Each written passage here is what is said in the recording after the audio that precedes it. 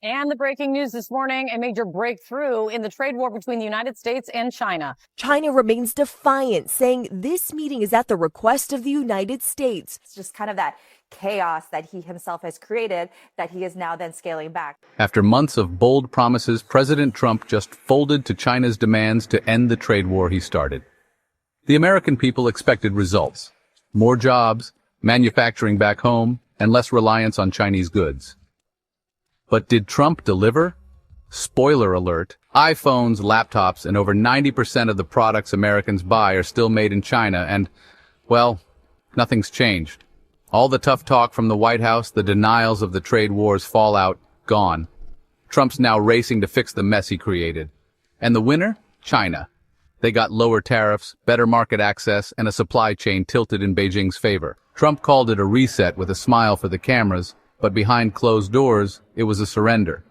Wall Street's cheering, and so is China's state media. They know who won. This deal wasn't about fairness. It happened because the global economy was on the brink, and the U.S. was sinking fast. Trump needed a win, any win. So what did China offer or threaten in those final hours to make him cave? Before we dive in, hit that subscribe button, and let's unpack the deal that could shift global power for years to come. Days before the critical meeting with Chinese officials, Trump shocked everyone. He admitted his signature tariffs on China, his economic centerpiece, were too high, hinting at cuts as deep as 80%. Ironic, right? The guy who launched the trade war was suddenly backtracking. He even waxed nostalgic about his great relationship with President Xi Jinping, signaling a softer stance. On May 11th, U.S. Treasury Secretary Scott Bessent and Trade Representative Jamieson Greer met Chinese Vice Premier Hale Fang in Geneva. It was a high-stakes showdown to stop the trade war from spiraling. The U.S. called the talks tough. China said they wouldn't budge until Washington met their terms. Less than 24 hours later, on May 12th, a joint statement dropped the bombshell. The U.S. slashed tariffs on Chinese goods from 145% to 30%. China cut theirs from 125% to 10%. A 90-day trade war pause gave both sides breathing room. But let's be real. Beijing called the shots and Washington blinked. Trump hailed it as a total reset. Stocks soared as investors sighed in relief, but analysts warned the core issues, trade imbalances, economic tensions, aren't resolved. High tariffs still burden businesses and consumers, and the 90-day truce is just a band-aid. Bessent's hopeful about more talks, mentioning commodity deals and joint efforts to curb illegal fentanyl trade. A new platform for regular U.S.-China discussions is a small win, but don't hold your breath. The U.S. economy was cracking, rising inflation, stalling growth, and Trump had no choice but to give in. This wasn't a victory, it was a retreat. America's massive trade deficit with China is still there. Years of tariffs and tough talk didn't dent it.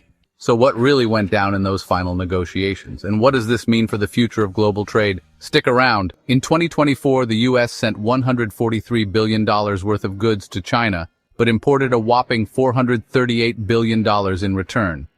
That left a massive $295 billion trade deficit.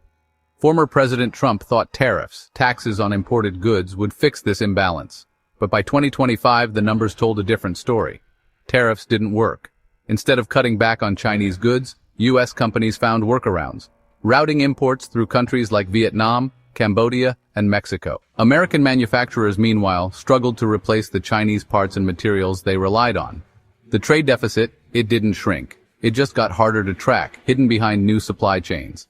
Tariffs didn't solve the problem. They just changed the paths. So did tariffs weaken China, or did they reveal something else? How deeply America depends on Chinese manufacturing.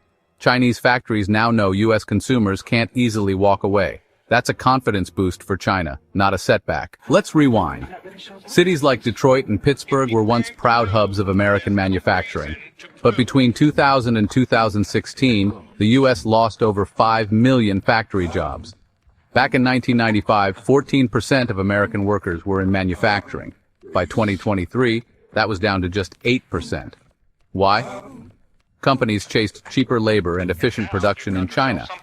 Meanwhile, China built an industrial juggernaut.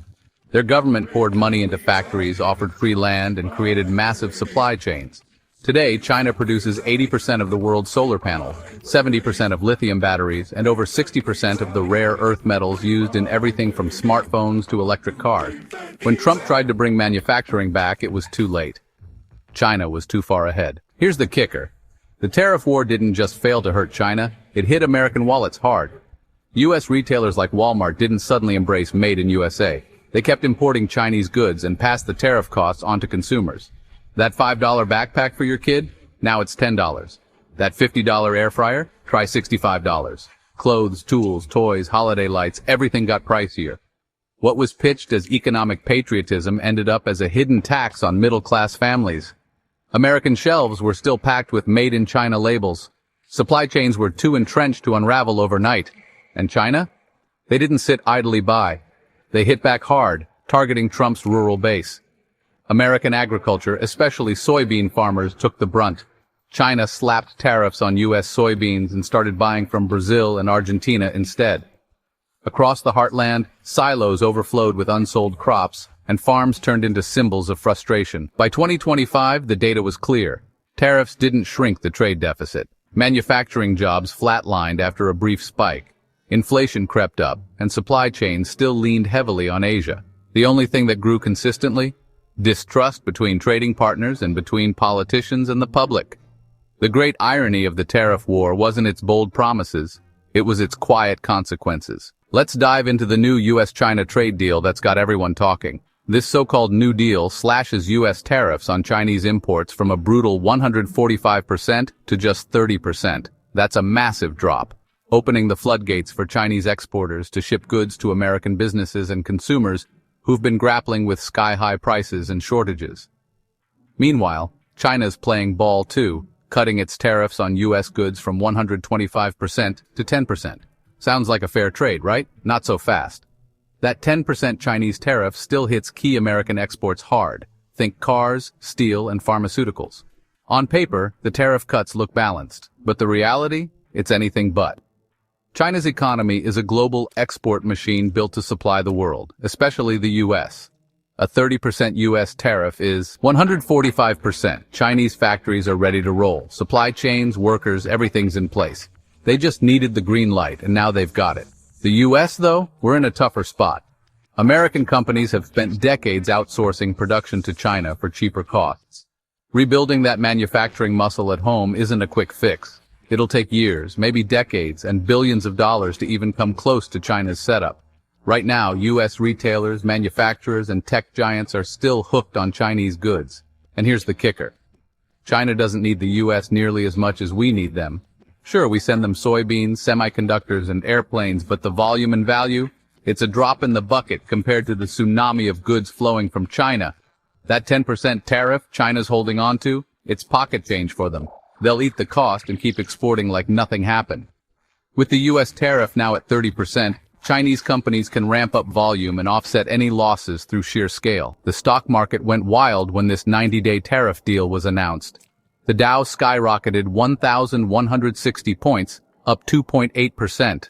The S&P 500 jumped 3.3%, and the Nasdaq soared 4.4%. Tech stocks led the charge, with Amazon's shares spiking 7.4%. But let's be real.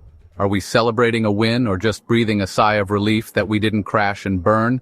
This deal's a band-aid, not a cure. The U.S.-China trade imbalance is still a mess, and this agreement doesn't fix it. Why did this deal even happen? Not because it's fair, because the U.S. had no better option. Trump was facing angry farmers, runaway inflation, and a fed-up public. He didn't sign this deal from a position of strength. He signed it to avoid a recession. This isn't a victory, it's a cover-up. It masks the hard truth. America's lost its edge in manufacturing, tech, and global trade. The tariffs are lower, but the weaknesses are still glaring.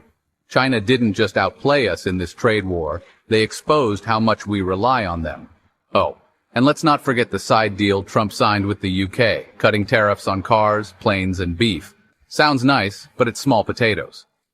The UK's economy is a fraction of China's, and this deal was more about optics than impact, a shiny distraction to make it seem like America's still calling the shots. China saw right through it. They knew the real game was with them. So, what's next? What happens when the world wakes up and realizes these trade wins are just smoke and mirrors? The deals meant to flex strength are exposing vulnerabilities. This story is far from over.